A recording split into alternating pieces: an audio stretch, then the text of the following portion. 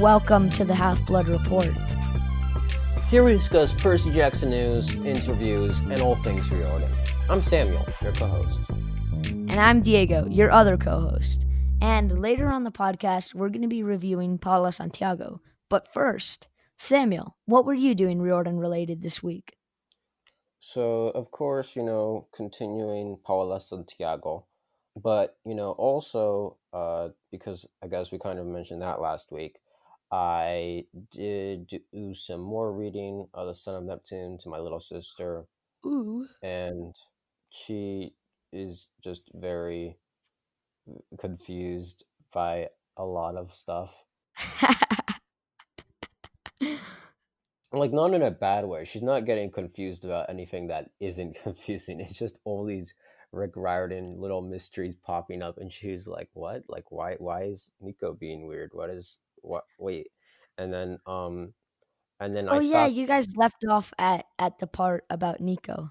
Well, yeah, but we've read one more chapter this week, and this time, Okay. so we stopped off right about where, Hazel's about to have a flashback to 1941, I think it is. And then my sister was like, "What? But she's like a teenager. How could she have been alive back then? That doesn't work. That's not math." And I'm like, You're "Ooh." about to find out. And so her theory is that Hazel was stuck in the Lotus Hotel. And then I was like, "Ooh, you think Rick Riordan's gonna pull that again?" She was like, Yeah, "Yeah." I mean, he's already done that once. It's not like he can do it twice. Well, no, but he's had it like twice in the book. Like he's had Percy get stuck in the Lotus Hotel and Nico and Bianca. So And Nico struck there. Yeah, I guess if another son of or like child of Hades was stuck there, I guess it's kind Pluto. of like possible that Pluto could do it as well. Well, I yeah, don't know. I'm just saying it would have been like a little boring if Rick Riordan had been like, Yeah, it "Yeah, would have. It would have. what were you doing, Riordan related this week?" What was I doing Riordan related this week? I mean, I'd already finished Paola. I read a little bit more of We Set the Dark on Fire. And I did What's a manage to little read. bit more? I have like 100 pages left. So you're what, like 2/3 of the way in? Yeah, basically. Okay, so you didn't need to say a little bit more. Like that makes me think you read another chapter. That's be very. Sorry. But and then I actually, you remember how I was doing all those sneak peeks on Kindle stuff? I did some more of that, and I read the first like 3 chapters, I think it was, of Storm of Locust by Rebecca Roanhorse, and that was a pretty cool book. I also read the first 3 chapters of Machineries of an Empire, The Nine Fox Gambit by Yoon Ha Lee, and that one was pretty confusing. But I think like right when the sneak peek ended, I'd started like getting what was happening. So basically, like just at the moment you were understanding the plot and getting hooked, it was like Yeah, pay money. exactly. Oh Exactly. I well, think they planned it. Because the beginning was just a bunch of confusing like words that meant stuff, and then like as I was like, okay, this word means that, that word means this, and like the plot was just kicking off. yeah. It was like, ha, I, stop. I really like that just trope of the general sci-fi genre of when they have like a bunch of words for a particular world, and just when you start to understand the words based off of context clues, that's just when the plot started to get even more interesting, right? Yeah. N- And I just really like that sort of trope. And then it's always fun to go back and reread once you've actually understood the words. Yeah. Because like for the first part, I was like, okay, I have a feeling this is going to be a tough read because they were saying a lot. I kid you not, 75% of the words on the first page were made up words. And I was just like, oh no. I feel I've read enough sci-fi. I would have been like, "Oh, here we go again." Like I just need to read a couple of Yeah, chapters maybe. and I'll understand every one of these words, and then that will be stuck in my mind forever. Yeah, let's jump into the Demigod news. This Demigod news is about Reed Riordan releasing the second edition of the Demigod Relations map, which has now been updated to factor in the events of the Tyrant's Tomb. Hmm. So, Demigod map 2.0 is pretty crazy. I kind of have a problem with this. Like, it's good to have. So the first Demigod map, I was like, "Thank you, this is an awesome thing to have," right? But then they updated it for like the Tyrant's Tomb, and like I think like, there's probably more differences that I'm missing, but like the only notable difference is that they added Lavinia Asimov, right? And so this is great, right? I love Lavinia. Probably not saying her name right. Lavinia. It's Lavinia. I'm gl- Lavinia. yeah, yeah. Lavinia probably is better than not Lavinia, but yeah, Lavinia. Nice. She. Hey, listen. At least I like correct myself on my mistakes instead of sticking to Okay. Hyla. Um. It's Hyla, by So the way. it's Hella. So um, Lavinia. She's basically that's great. Love the character. Glad she's on the map. But I feel like considering this is the quote unquote update for the Tyrant's Tomb, I feel like they could have just updated it when the Tyrant's Tomb came out, like almost a year ago, right? And Yeah. so, Yeah, that's kind like, of whack. I feel like the reason they're updating for the Tyrant's Tomb is to raise awareness. So if anyone who didn't read the Tyrant's Tomb gets it, and also remind people that the Tower of Nero is coming out in 2 months. I get it from a marketing perspective. It makes total sense that they're updating it now, right? It would have also made sense to update it at the Tyrant's Tomb release to promote the release of the Tyrant's Tomb, but I get why they update it now. I just, from like a practical perspective, it it would have made sense either to just update it when the Tyrant's Tomb came out, or just by now wait until the Tower of Nero comes out, and you can do like two updates where you get to update everything from Tyrant's Tomb and Tower of Nero at once. Like, I Yeah. get it from a marketing Yeah, perspective that would have been smarter. why they're doing it now to try to remind people the Tyrant's Tomb is something that they should have read already, or and remind people that Tower of Nero is coming out in 2 months. But the practical side of me just is upset because I'm thinking to myself, they should have just waited for 2 months and then they could have done a quick update where they update the whole Camp Half Blood Chronicles because Tears, the Camp Half Blood Chronicles, is ending. They would have been able to update all of it and had the final Demigod map, but Yeah, now they're gonna have to exactly. do Cuz Demigod map 3.0 or 2.1 or however these additions were, and that yeah, makes cuz me cuz upset. this is more of a demigod map like 1.5 or something. It's not really like not a lot has changed in it cuz it's only been one book. Now by the end of Tower of Nero, they're going to have to make a lot of changes and they can't re-release this map updated because they've already like used that card, if you know what I mean, right? I mean, you can't like say, okay, Diego, you're a little off there. Like they can, of course, release it updated. They can. It's not like it's They won't. illegal now. Well, no, No, it's not illegal. I think they I will. think they will, but I think they, in order for them to get the maximum impact, they have to wait a certain period of time. Yeah, which is silly. They could have saved all that waiting time and updated it right after the tyrant. Exactly. That's what I Well, mean. Also, I'd like before we move on, I'd like to mention one thing, and it is that Grover Underwood, while he does have a protector line pointing at Percy Jackson, he does not, however, have a protector line pointing at Annabeth, Luke, or Talia, which I think is a mistake because he was their protector. that's a good point. Hmm. Yeah, I thought that was kind of whack. Do you think maybe it's like he's Percy's current protector, but or even that doesn't make sense because when Percy Yeah, are because Gleason. well, even still, like Percy's like not really doing much of being a protector anymore, right? Yeah. I think at this point, Percy's Grover's protector. I think at this point, Percy's just like the protector of everyone in this series, and Yeah, Annabeth is his exactly. protector. Annabeth is his protector. But yeah, no, I thought that was kind of strange. Um, I also thought it was very very strange that Meg's name was so small. Well, but that's also because she's like the side, well, the quote unquote, you know. we all know that. Sidekick. Yeah, Yeah, I mean, I think Reed Ryan actually released an article on why she isn't a sidekick, but they just did. They did. They released an article and we talked about it.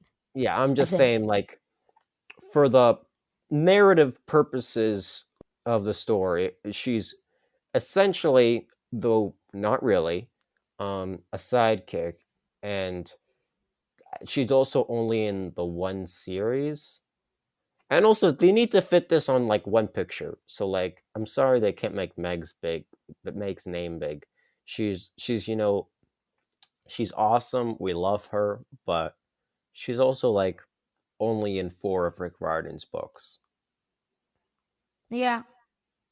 right? Yeah, I guess that would be reason to make your name small. But like Sherman Yang is on this. He's only in like one book for like 2 seconds. Um, well, yeah, he is a sleepy boy, but come on, I feel And like they're and just Chris doesn't even do anything aside from be mentioned a lot. no, that's not true. He's the one who told them about the labyrinth. Okay. So he drove himself nuts, got out, was stuck in a basement for an extended period of time, and then is mentioned in retrospect a bunch of times. And that makes him a character. Well, I think they're just trying to name anyone important who's in fact who's like affected the story. Yeah. So Yeah, I guess that's fair. I'm upset that Dakota isn't here. I'm upset that Oh Dawn yeah, isn't what? here.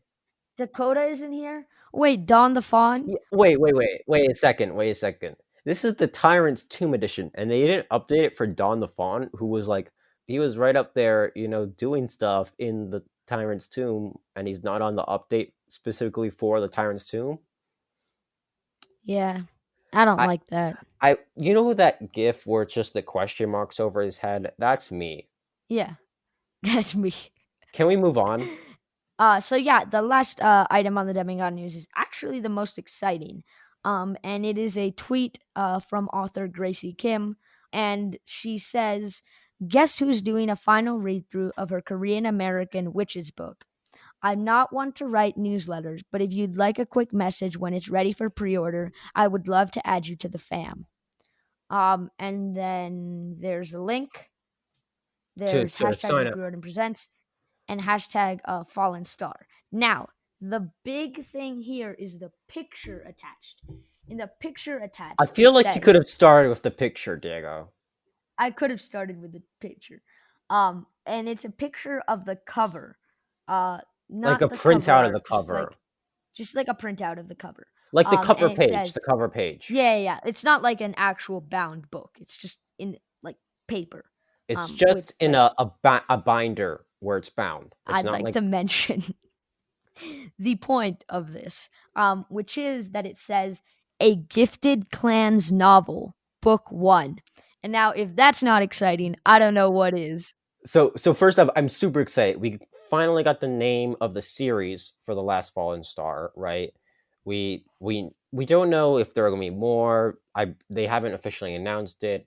It might even just be like a one-off.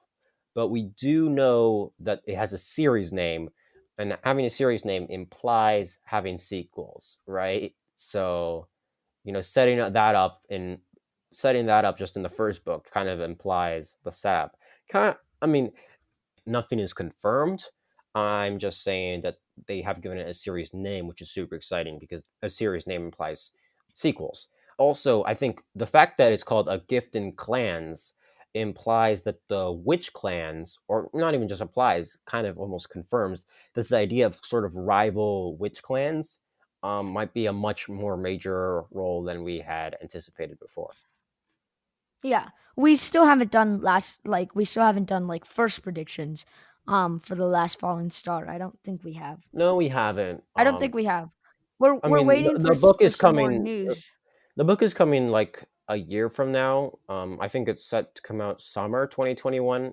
Yes, in summer. I think it's been either spring 2021 or summer 2021. So you can be Yeah, assured we'll talk about it.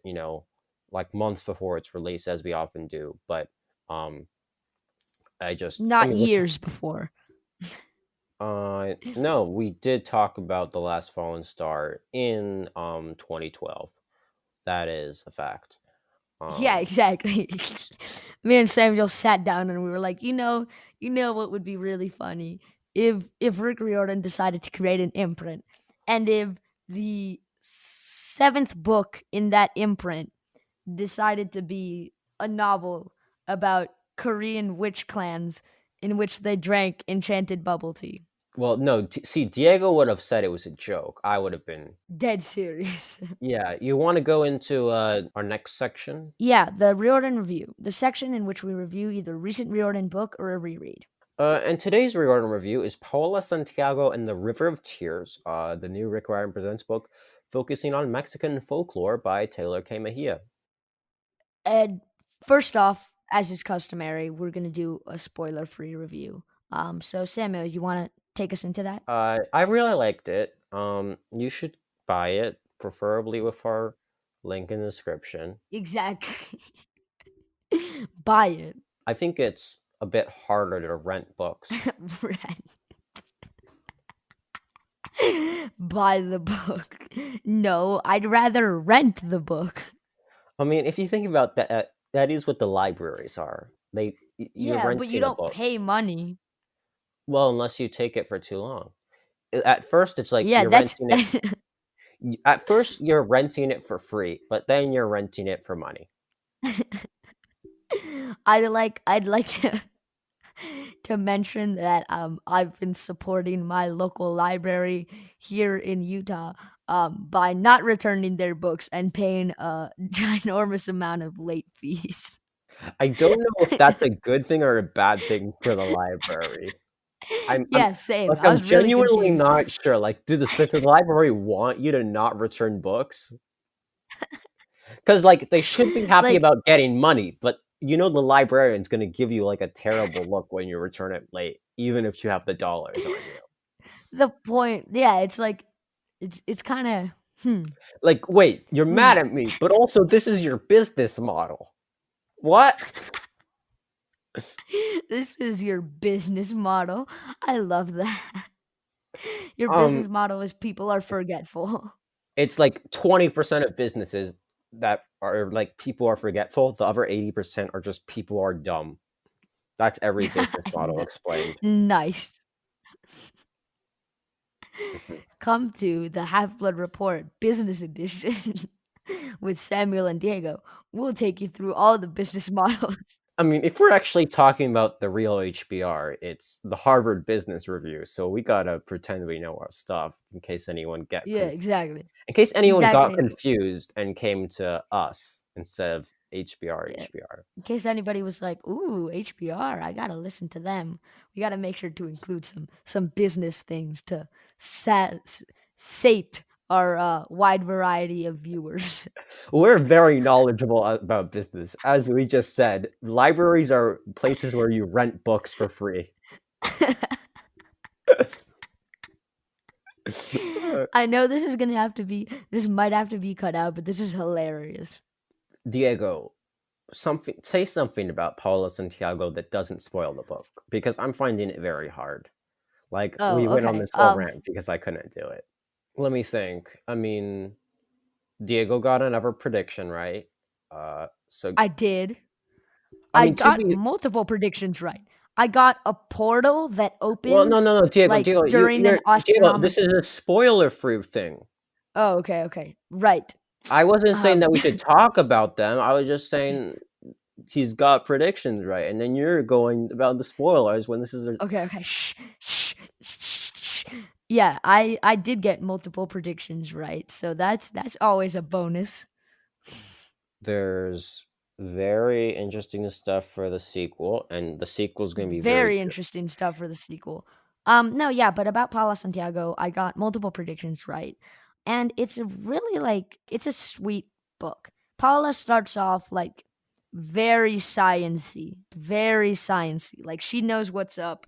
She knows all the rules, all the laws, and kind of throughout the course of the book, she realizes that a lot of the stuff that she thought was true isn't really. Like at first she believes that this makes her like a worse scientist, but then she realizes that as with most scientists who are discovering something brand new, it'll be something that defies their beliefs that they had beforehand. So I thought that was really cool.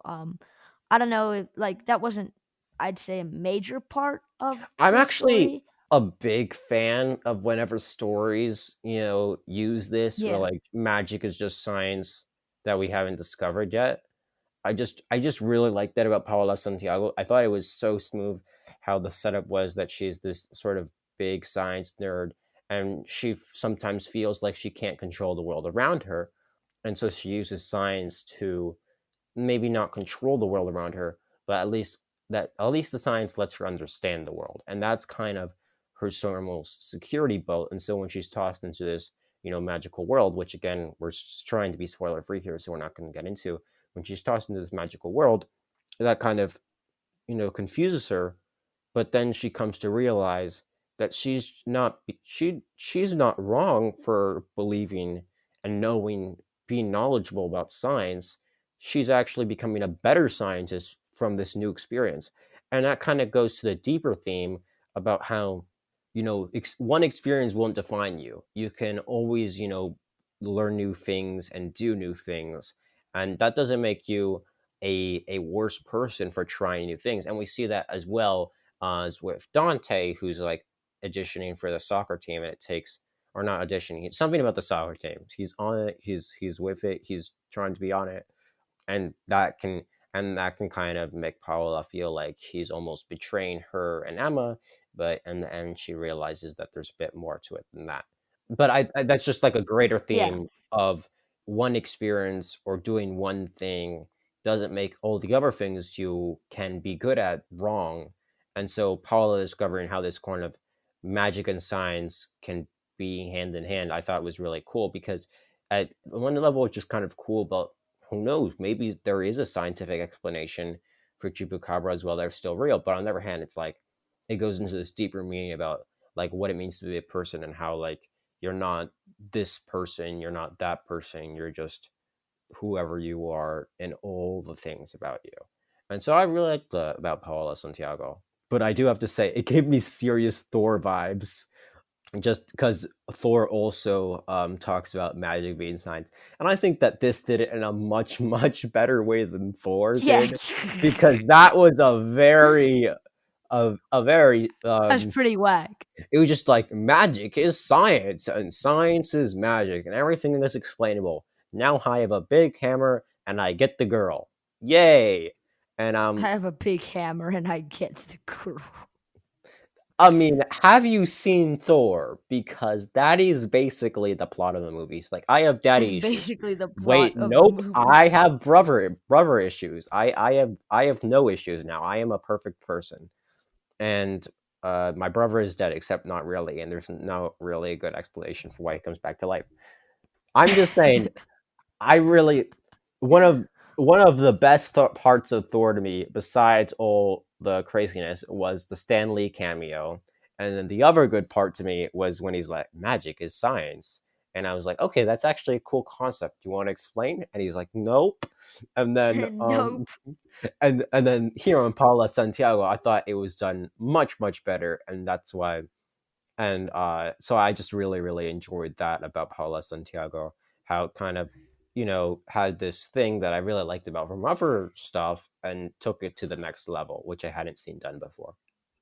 Yeah. Yeah. I like how all the characters start. Like Paula starts as a big nerd. Dante starts as like this jock. Emma starts out as this girl who like is rich, but she like doesn't try to flaunt it around, and she's really good, like a great friend, right? And it's really interesting to see how over the course of the book their characters change. Like first they become like much more like contrasted into their roles. Then they become like a bit blurrier, and then they kind of like change, right? Like as an end result of the entire adventure. And I thought that was really cool because I personally like it when people with like defined character traits like realize that they're traits that they have aren't maybe like the best or something, or maybe they realize like how the world is different and like what kind of things like they've been doing wrong for a long time. And we'll talk about this more in the spoiler review, but I just think it's really great character development. The characters are really funny. Bruto is the greatest character ever, and you can fight me on that, Samuel. I mean, there's the character arc. Could see a bit more there if you don't mind. Character arc? What do you mean? This guy's entire arc was just like being cute and being cool I because he's think the best. you don't think Bruto could have been more well developed? You know, as a with I don't know. Samuel, he was cute, and that's all he needed to be. Oh, that was cute, and that's the only thing that matters. Okay, No, okay. that's the only thing that matters. Bruto's the best, period. And with that, Wait, so you Bruto's the guys best should in like all of media ever, and we have to go to the spoiler review. exactly. Timestamp Do in the pre-order it. description. Yeah, timestamp Yeah, in the description. If you haven't read the book, make sure you get it. Link in the description gives us money, and we like money. It helps us pay for the podcast. So that's a plus. yeah, cause we like making the podcast, and y'all can support us. Yeah, even if you already have Paola Santiago, what if you want to give it to a friend? You don't have a copy to give to your Yeah, friends. You exactly, need to pay us in the description, right? exactly, Listen, you have precisely. you have a really annoying younger sibling. I know you do, and they love to read books, right? But you know for a fact, if you give them your copy of Paola Santiago, they're going to get chocolate and all over it, right? Like I gave my copy of Tristan Strong to Diego, and he got pizza oil on it. That like Diego's Hey, like wait, are basically you saying I'm an annoying younger sibling? Um, not to well, kind of, yeah. And so, Fight me. like, right, I gave Sal and Gabby to my younger sister. She got it stained. So what I'm saying is you don't want that to happen to you. You don't want to have my pain where your books are destroyed by your younger sibling. You need to go to the description, buy a new copy, and say, "Hey, annoying kid, take this fresh copy and make it all gross because I want to keep my copy clean." And then everyone's happy because now your sibling loves you because you gave him a good book. You're happy because your book isn't dirty, and we're happy because we get to continue making this podcast. Yeah, and then you're happy because you get to continue listening, and then you know that you supported us when you decided to stop your sibling from breaking your book. See, Exactly. now if you don't have a younger sibling, I feel bad for you because then you don't have anyone to beat up. You don't have anyone to beat up. Okay, with that, the spoiler review. Spoiler.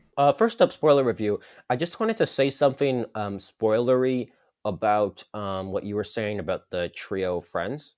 Yeah, yeah. The thing about this book is it has this allusion to a really strong bond between the trio. They go through so much just to reunite their trio. And the thing is, I have no motivation to save Emma. Like for all I care, she's just like this random rich kid, right? We don't like who knows. And I understand that she's a really good friend to Paola and Dante, but it's like I don't really care. But the thing is, I really hope that we get kind of that trio action in the sequel because it just it feels like such a loving, awesome trio that they didn't really that kind Yeah, of get was into only it. hinted at in this book. No, that makes sense. Which that's not like a super harsh criticism because it works perfectly with the plot. I just I just sort of felt bad. Like I felt bad personally. Like authors are supposed to play with your emotions, so it's not like a bad thing that I felt bad. If that makes any sense, I just felt bad that I never got to know the Emma that Paola knew because Emma got kidnapped before I could get to know her. Yeah, I think one criticism of the book is that I think it would have benefited from like maybe a couple of flashback moments. Paola does a lot of like wandering around in the book, and I think like maybe we could have gotten like a couple of dream sequences in which we get like flashbacks of like times that she spent with Emma, just so like it raises the stakes a bit more. That's true. Yeah, it does do flashbacks a couple of times, but I feel like more time is devoted to setting up Paula's dad as the sort of character in the next book and whatnot, and the guy who gave her the flashlight, right? Because that's a big theme in the book, like what to do when your parents fail you, whether like they believe in magic or they leave you and your mom, or they try to drown you as a kid. Right. That's a big theme of the book, like what to do when your parents Yeah, fail you. they believe in magic, or they left you, or they assassinated you by drowning you in a river. But that's like a big theme. So setting up like because the main villain is literally like a failed parent, right? So to kind of build that special connection, we had to learn more about Paula's dad and how he failed her. We already kind of know about her mom and the failings, or at least perceived failings, of Paola's mom. And so I think that was an important part of the book to set up. But I do think it would have been not more important, but it would have been an interesting, different direction to take the book to sort of make us want to go on this quest more, to have these sort of flashbacks about Emma throughout the book. Maybe, yeah, but I don't know if that would be better if you put it in the place of the flashbacks Paula had about her dad, because I think while it would have been good to have more motivation personally, like as the reader to go on the quest, I feel like we already trusted Paola's motivations enough, that we didn't need it as much. Yeah, And I think it was also very important to set up that major theme of the parenting, and failed parenting, uh, that we kind of got through the dad flashbacks. So that was kind of my opinion on that. So it would have been nice, but I think the book is kind of perfect as is. And even though there are different directions that it could have been taken in, such as the Emma flashbacks, it would have been. And we kind of got some Emma flashbacks, but most of them were like her parents were really super snotty. So that wasn't like great. Um, nice. Yeah. Her parents are allowed to go to the police, while Paola is not. Mhm. Yay. Yay, she's a loving person. This makes me want to chase after her into the night. Yeah. So that was kind of, even though I think that might have been like a benefit we would have gotten as the outsider. I feel like as ever much as books are for authors, as ever much as books are for readers, I feel like a book is always for the characters and just telling their story.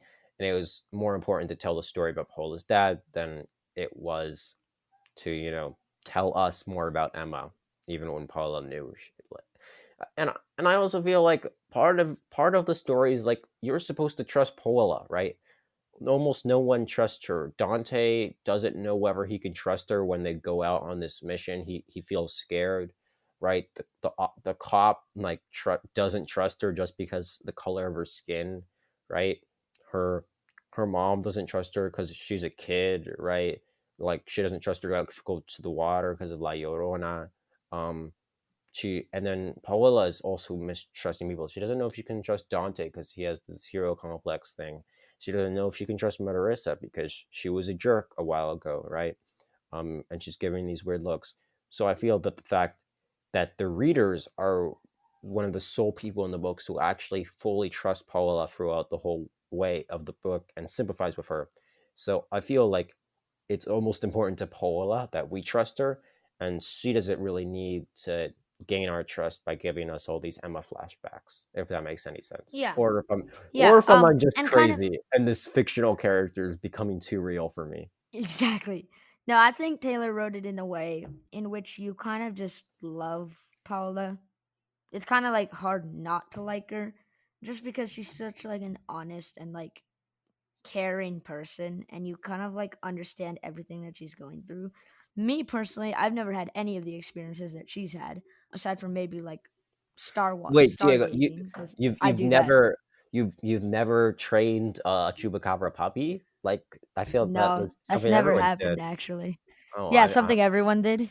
yeah. No, actually, I've not done that. Okay, but Diego, you have tried to convince your parents to get a dog. So I have done that. I have done that. I've attempted to. Does not worked. I just thought it was really cool how like maybe I don't think Paula for me was like that relatable. But I thought she was like an amazing character and a very easy character to like and to understand. So maybe she was relatable in some ways that I didn't realize. But kind of on the topic of dad and parents, mostly dad though, I have a prediction to do right now, and it is that her dad is the second son of La Llorona. Very serious about this prediction. That Paola Santiago's father is the second son of La Llorona, right? Because the first one, when she tried to bring him back to life, it didn't work. The second one, when she tried to bring him back to life, we get some stuff, and I forget his name. I would say his name, but I forget it. Ondina said it. She said his name, and then La Llorona quickly said, never mention him or something, right? Which makes me think that he was freed, but that he abandoned his mother. You know, like she was able to bring him back in some way, but he decided like not to stay with her or something. And I feel like that is Paula Santiago's dad. I want to make that prediction right now because the next time we're going to talk about Paula Santiago is probably going to be a while from now, like the next time that we're going to like talk about the book and predictions and stuff. So I want to make that prediction now. And now I will inflate my head to a large size and feed my ego by saying that I called the cactus field, I called the portal, I called the astronomical event, I called the chupacabra, I called the fact that the chupacabra. Wait, what did I call about the chupacabra? I don't know. This was kind of. I mean, you were the one who said it was going to be the book. This was kind of a co-guess, but we guessed together that Ondina was going to be the daughter of La Llorona. Yeah, and I'm sure there's many more that I guessed that kind of like came true. But the cactus field, the portal, and the astronomical event were probably the biggest. Yeah, I feel bad. I didn't trust you on the cactuses. I was like, no way. I was like, cactuses, desert. Well, that there's barely a connection there. But apparently, I was wrong, and you were right. No, it's the big brains here. And with that, that's it for this episode of the Half Blood Report. Samuel, how can I contact this podcast? You can follow us on Twitter at Half Report. You can also find us on Instagram at The Half Blood Report, or email the show, thehalfbloodreport@gmail.com. We also have a website, thehalfbloodreport.com. And hey, remember, Paola Santiago, you need to get a copy for your younger sibling. Link in the description. That's simple. Yeah, and if you want to find our bookshop, it is on the website under shop. And I kind of want to say one last thing, and that is that my daily podcast is a couple weeks from like I think I'm planning on releasing it next week. I already have a bunch of episodes pre-recorded. So if you want to get a sneak peek behind the scenes and access to a daily podcast, you should definitely join our Patreon for as low as $1 a month. Mm-hmm. That's correct. That said, it's time for credits. Our theme music is actually by me. I do our editing. My co-host here is Diego, and I'm Samuel. This is the Half Blood Report podcast, the only HBR that matters. Survive till next week.